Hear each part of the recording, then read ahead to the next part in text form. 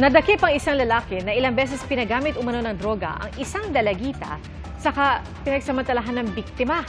Galit na galit ang nanay ng biktima nang makumpronta ang suspect. Saksi si John Consulta. Ginagaan mo anak ko, pinilaki ko, papabuyin mo. Sunod-sunod ang suntok at tadyak ng isang babae sa lalaking ito sa Lucena, Quezon. Ang babae, nanay ng 13 anyos na dalagitang hinalay ng lalaki. Siya ay ginahasa at pinilit na gumamit ng shabu. The next incident naman happened on January. Pinilit siyang gumamit naman ng marijuana this time. At pinagsamantala siya sa pamamagitan ng paghawak sa mga masiselang parte ng kanyang katawan. Ilang beses daw na ulit ang pang-abuso at pagpapagamit ng droga hanggang sa nabisto ng nanay ng biktima nito lang Martes. Napilitan na naman siyang sumama kahit na may previous incident na naabuso siya kasi tinatakot na siya. Pag hindi ka sumama sa akin dun sa bahay ng suspect, kakalat yung video mo.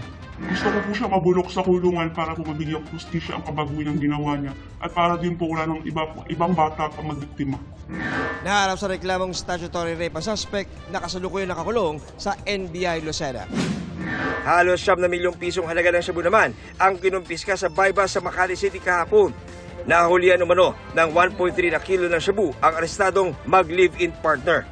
Itinago umano sa paketeng may freeze-dried durian ang droga na iaabot sa undercover buyer. Nagpadala ang ating forensic group or forensic unit, ma'am, ng kanilang certification, ma'am, na really it is positive, ma'am, for methamphetamine.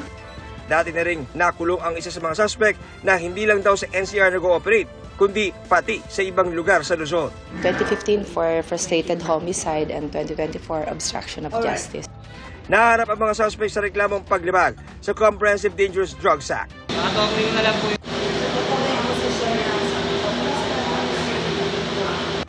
Para sa GMA Integrated News, ako si John Consulta, ang inyong saksi.